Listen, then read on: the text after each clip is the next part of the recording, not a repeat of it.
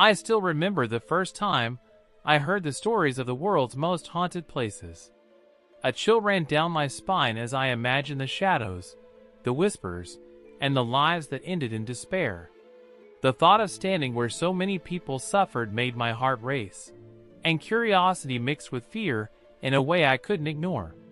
What would it feel like to walk through those halls, forests, and islands where history, tragedy, and mystery collide? Tonight, I want to take you with me on a journey to 5 real places where the past refuses to stay silent. If you love exploring real haunted places and spine-chilling stories, make sure to hit that subscribe button and join our ghost hunting journey. 1. Aokigahara Forest, Japan. I still remember the first time I stood at the edge of Aokigahara Forest. The air was unusually still, almost too quiet, as if the forest itself was holding its breath. I had heard countless stories about this place. Stories of lost hikers, of despair, and of spirits that never left. But nothing could prepare me for the heavy feeling that settled in my chest the moment I stepped onto the narrow path lined with twisted, blackened trees. Each step I took felt heavier than the last, as though the forest was weighing my very soul. As I walked deeper, the sun began to vanish behind the dense canopy, and shadows stretched across the ground in ways that made the shapes of the trees seem alive. I could hear the faintest whispers of the wind moving through the branches, and every crack of a twig made my heart jump. Somewhere far ahead, I thought I saw a figure vanish between the trees, but when I focused, there was nothing. My rational mind told me it was my imagination, but my gut screamed that something unseen was watching. I found a small clearing where the moss-covered ground was littered with remnants of personal items, shoes, backpacks, and notes, some barely legible, left behind by people who had entered this forest and never returned. Holding one of those notes in my hand, I felt an inexplicable connection to the writer, their fear and desperation bleeding through the paper. It was impossible not to feel the weight of so many lives that had ended here, each story silently echoing through the trees. As I continued walking, the forest grew darker, and the path less defined. I had to remind myself to breathe, to stay calm, but every step forward was a battle against an unshakable dread.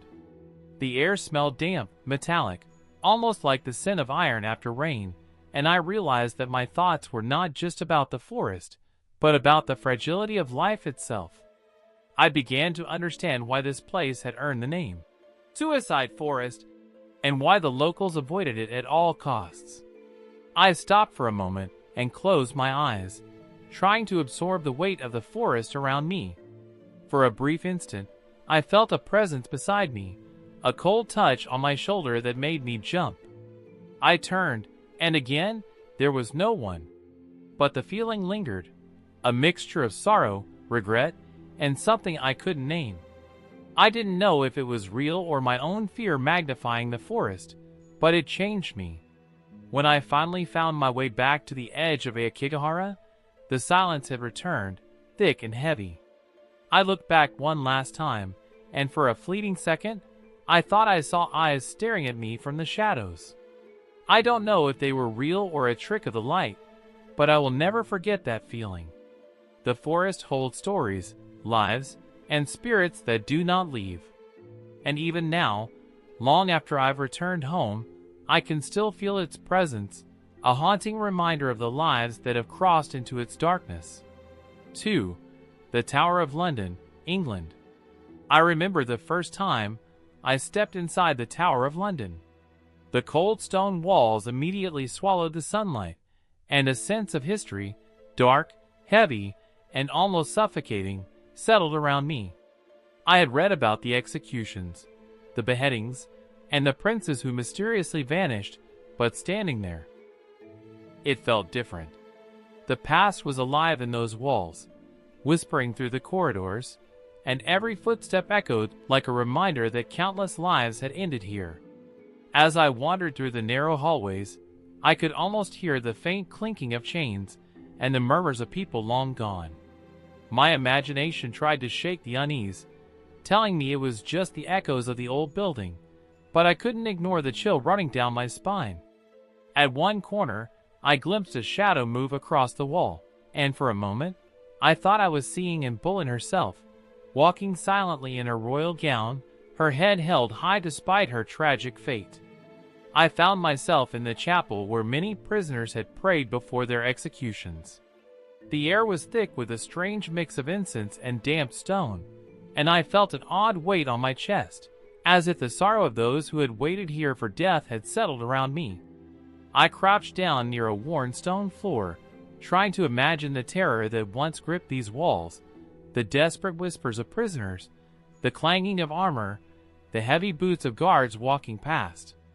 It was impossible not to feel the human suffering that had occurred here. As I walked towards the bloody tower, my heart began to race. The stories of the two princes who vanished here, never to be found, made the hairs on my neck stand up. I kept glancing at the empty corners, half expecting to see their pale faces pressed against the stone walls, their small hands reaching out for someone to save them. It was not fear of ghosts alone. It was the sheer weight of human tragedy that pressed down on me, making every breath feel shallow. Later, I stood on the outer walls looking down at the River Thames.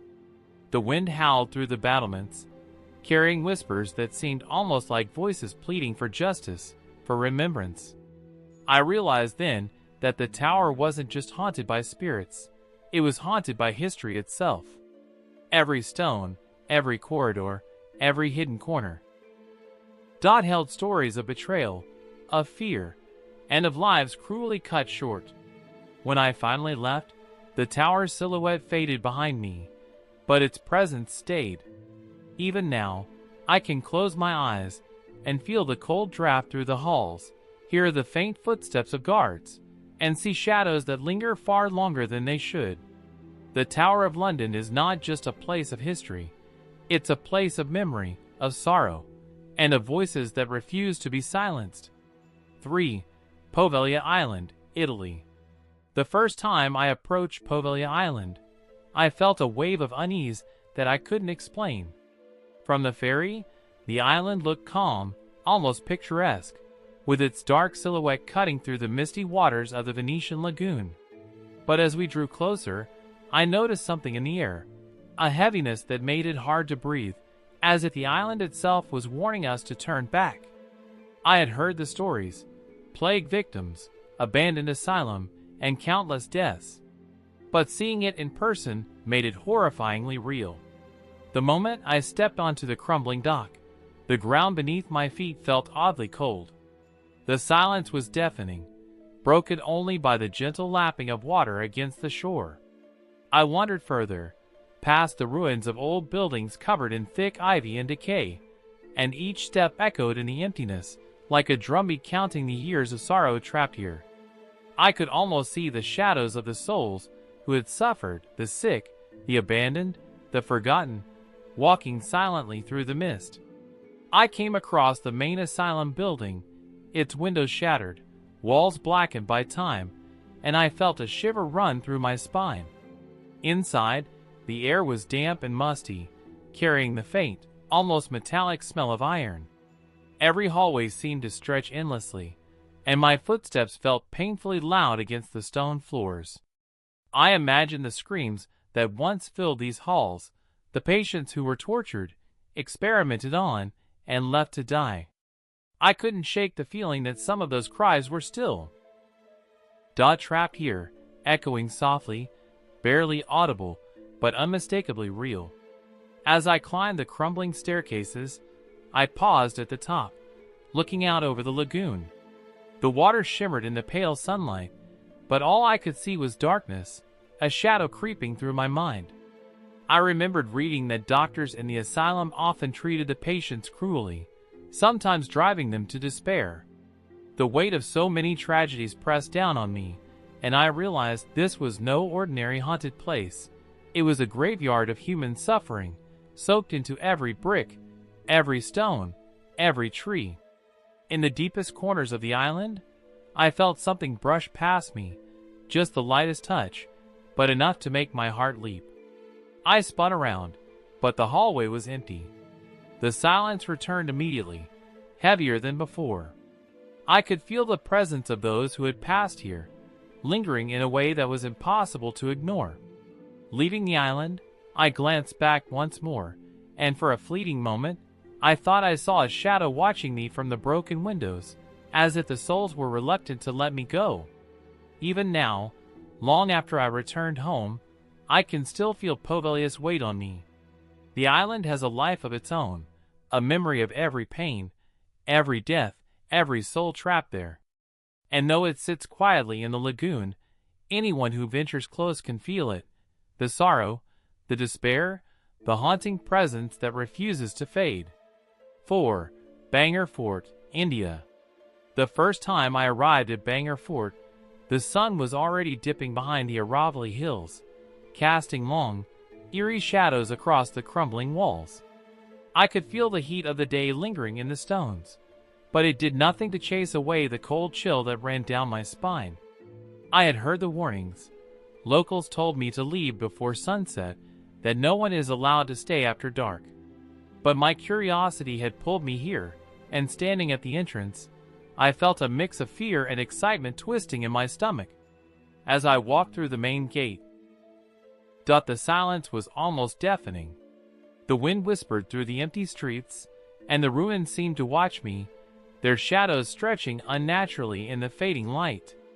I passed houses that once were full of life, now just hollow shells with broken windows and cracked walls. Each step I took echoed, and I couldn't shake the feeling that someone, or something, was following me, always just out of sight. I stopped near the old temple in the center of the fort, its pillars covered in vines, its walls etched with the memories of centuries. I closed my eyes and tried to imagine the people who once lived here, their laughter, their daily struggles, their prayers. And then, almost instantly, the air grew colder. I opened my eyes and felt a presence, a heavy weight pressing down on my chest, like invisible eyes were watching, judging. The stories I had read about the curse of Bangor came rushing back, tales of a sorcerer's vengeance and spirits that refused to leave. I wandered deeper, down narrow alleyways between abandoned homes.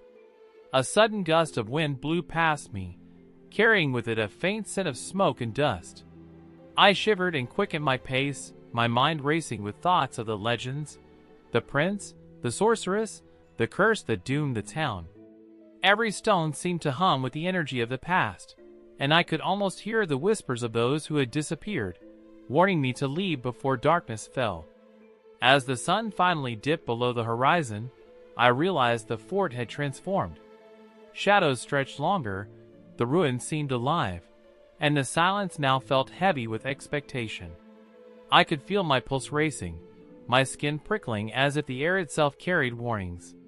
One last glance at the temple, and I could swear I saw a shadow move across the courtyard, pausing for a moment, as if watching me leave. I didn't wait to see more. I ran back toward the entrance, the stories of the cursed fort alive in every beat of my heart. Even now, long after leaving Bangor, I can feel its presence in my mind. The fort is not just stones and ruins. It is a place where history, fear, and sorrow have merged, leaving an imprint that anyone who visits can feel.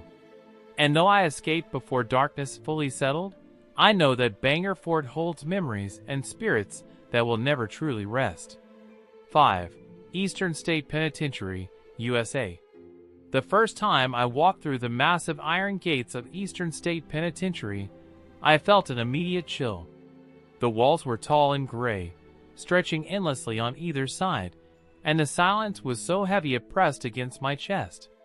I had read about the prison's history, the harsh isolation, and the suffering of inmates, but nothing prepared me for standing inside it. Every step I took seemed to echo back at me, a lonely reminder that countless voices had filled these halls with pain, fear, and desperation. As I walked down the long, narrow corridor, I could almost hear faint whispers, the remnants of conversations that had occurred decades ago. The air smelled of damp stone and rust, and each cell I passed seemed to hold a memory, a story etched into the walls. I imagined men pacing in these tiny rooms, trapped for years in silence, their minds slowly unraveling from isolation. The weight of their suffering pressed down on me, making my own fears feel insignificant in comparison. I paused near one of the cell doors, peering through the small iron bars. Inside, it was dark and empty, yet I felt a presence, a lingering sense of despair that seemed almost tangible. I pictured the inmates sitting silently on the cold floor, thinking about freedom they might never taste again. A shiver ran through my spine as I realized that the prison was not just haunted by ghosts of the past, but by the emotions, the pain, and the desperation that had lived here for generations. Moving further down the hall, the wind outside howled through broken windows, carrying a mournful sound that echoed through the cells. It was as if the prison itself was crying out, telling the stories of those who had suffered within its walls. I could feel my heart racing, and every shadow seemed to move just out of the corner of my eye. I stopped, trying to calm myself, but the silence was overwhelming, filled with the echoes of footsteps that weren't my own. I climbed the stairs to the upper floors, where light barely touched the stone floors. The cells here were even smaller, darker, and more oppressive. I could almost hear the scraping of metal against stone, the faint whispers of prisoners, the cries of those who had been pushed beyond their limits. Every corner of the prison felt alive, not with ghosts, but with the history of suffering, cruelty, and confinement. I realized then that the haunting was not just in the idea of spirits. It was in the very air, the walls, and the memories that lingered like a shadow. When I finally exited Eastern State Penitentiary, the sunlight felt harsh against my eyes, almost too bright after the oppressive darkness. I looked back one last time and felt a shiver run down my spine. The prison had left an imprint on me, a heavy memory that refused to fade. Even now, I can close my eyes and hear the echoes of footsteps, the whispers of the forgotten, and the silence that speaks louder than any words. Eastern State Penitentiary is not just a building. It is a living memory of fear, despair, and the human spirit tested to its limits.